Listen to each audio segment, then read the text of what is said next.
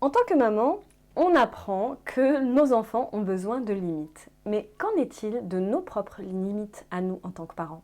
Aujourd'hui, je partage avec vous 5 astuces importantes pour arriver aussi à poser vos limites en tant que parents. Ne bougez pas, c'est tout de suite après ça.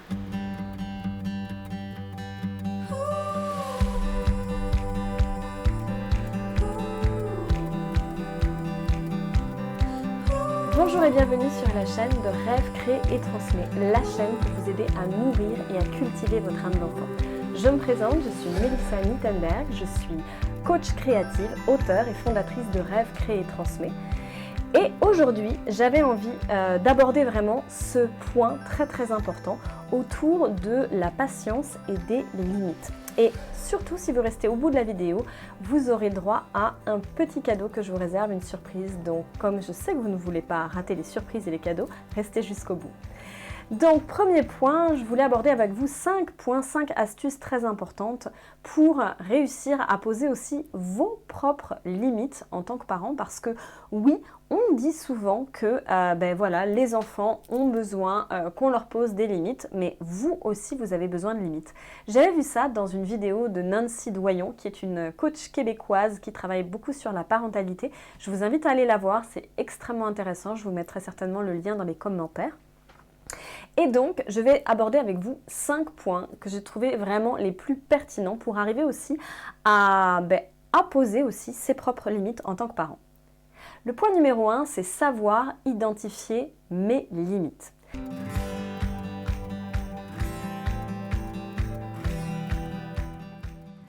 Eh bien oui, ça c'est une chose qui est très importante. En tant que parent, vous savez aussi quand vous êtes en train de franchir une limite au niveau de votre corps, au niveau de vos émotions, au niveau de ce que vous vous racontez aussi à l'intérieur, qui n'est pas très beau au bout d'un moment. Vous vous disiez, bon, il va continuer encore longtemps, ou là vraiment je vais commencer à m'énerver parce que là il commence à me gonfler, il le fait exprès. Vous voyez ce petit discours intérieur? Donc il y a toute une sorte de signaux, de warning qui sont là pour vous dire, attention, on arrive à la limite, le réservoir se vide. Donc, première astuce, savoir identifier vos limites. Deuxième point qui est très important, savoir ce qui vous recharge.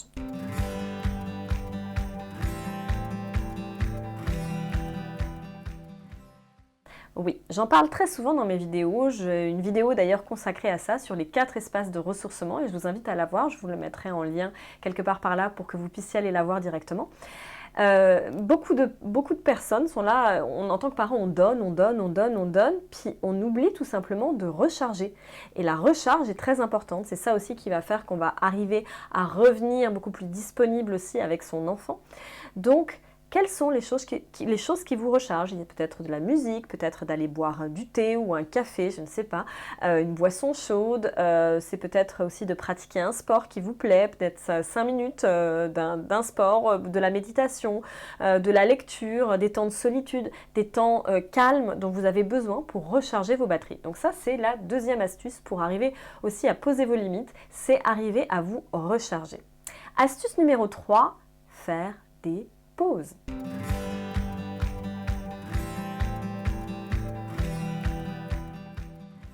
Ça, je ne le répéterai jamais assez. Ben oui, dans les entreprises, il y a des pauses. Et en tant que parent, on a le droit aussi à des pauses.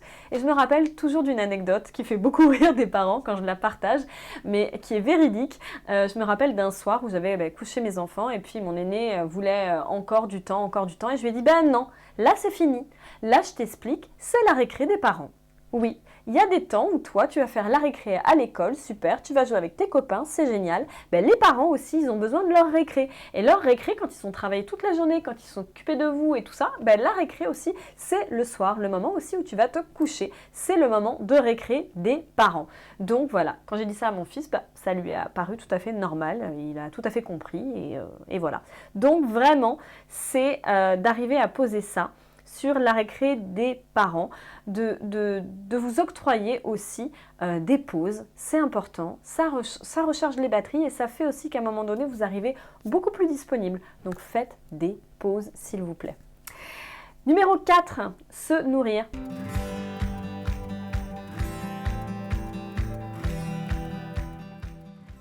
Ça paraît logique, hein. Si je vous dis que on fait 3 repas par jour, oui, c'est logique, hein, oui.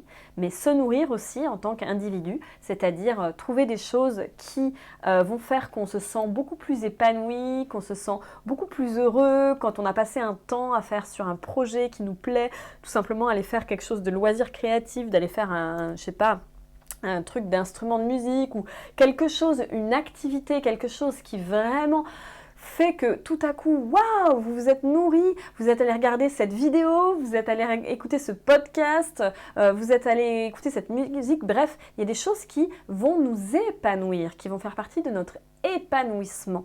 Et ça, c'est important, parce qu'une maman qui est épanouie, c'est une maman aussi qui est plus disponible et qui est beaucoup plus efficace aussi dans la vie de la famille. Donc, 4e point important, n'oubliez pas de vous nourrir au niveau de l'esprit. Et enfin, un 5e point, non des moindres, changer d'énergie.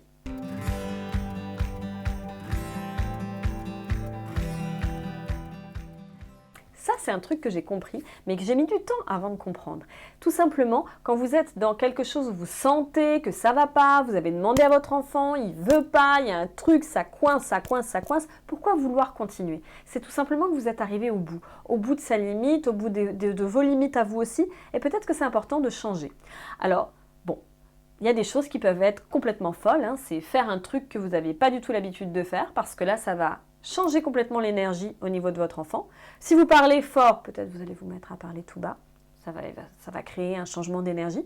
Mais ça peut être aussi, chose que j'adore faire, à un moment donné, ras-le-bol, je pars, je vais mettre de la musique et je danse. Je change mon énergie. Je reprends de l'énergie, je reprends du pouvoir sur une musique que j'aime bien, par exemple. Ça change tout. Et puis ça change tout aussi pour vos enfants qui voient aussi ça. Puis des fois, vos enfants vont venir aussi. Puis ça va changer, ça va effacer un petit peu le tableau. Vous savez, le tableau où on a accumulé beaucoup de choses. Ça va mettre table rase, on change d'énergie, on passe à autre chose. Et hop, les choses aussi changent. Donc ça aussi, c'est une manière de poser aussi vos limites, c'est de changer l'énergie. Comme je vous l'ai promis, bien sûr, j'ai un cadeau pour vous. C'est le guide des 4 étapes pour maman débordée pour prendre soin de soi et se ressourcer que vous pourrez retrouver sur mon site www.rêvecréetransmet.com dans la section de mes outils et je le mettrai dans les commentaires. Vous pouvez également aussi accéder à 3 vidéos que j'ai fait d'ailleurs sur le sujet où je parle de mon burn-out parental, comment j'en suis sortie, puis je partage avec vous aussi d'autres astuces. Donc si vous voulez recevoir ces 3 vidéos de formation gratuites, vous n'avez qu'à aller sur le site de www.rêvecréetransmet.com et encore une fois, si vous êtes lecteur pour vos moments aussi pour recharger vos batteries, eh bien vous pouvez également vous procurer mon livre Vie de femme, vie de mère ou comment s'accomplir en tant que femme quand on est mère, un livre dans lequel je parle un petit peu de toutes les difficultés qu'on peut rencontrer liées à la maternité, mais également je partage aussi plein d'astuces pour revenir un petit peu dans votre bulle, pour recharger les batteries et aussi des astuces très créatives aussi pour pouvoir revenir plus disponible aussi au niveau de votre famille, de votre conjoint et de vos enfants. Donc si vous voulez vous procurer ce livre, je vous mettrai tous les liens dans la barre des commentaires. Voilà, donc vous aurez toutes les informations et sinon vous pouvez le retrouver sur mon site www.rêvecréetransmet.com. Si vous avez aimé cette vidéo, n'hésitez pas à faire des petits pouces en l'air, à mettre des petits cœurs, à la partager aussi parce que peut-être qu'il y a d'autres parents comme vous qui commencent à sentir qu'ils ont atteint et dépassé leurs limites et que peut-être ils auraient besoin d'un des conseils que j'ai partagés. Et puis dans les commentaires, mettez-moi, je serais très curieuse de savoir quelle est l'astuce qui vous a le plus plu, peut-être une astuce inattendue que vous n'aviez peut-être pas encore tentée. Je serais très curieuse de vous lire et peut-être que vous aussi vous avez des trucs et des astuces aussi pour savoir quand vous arrivez à votre limite et pour recharger vos batteries. Partagez-le dans les commentaires, je serais très curieuse de vous lire. Sur ce, je vous souhaite une excellente journée. Je vous dis à très bientôt pour une prochaine vidéo autour du sujet des mamans. Et sur ce, prenez grand soin de vous. N'oubliez pas de nourrir et de cultiver votre âme d'enfant. Ciao!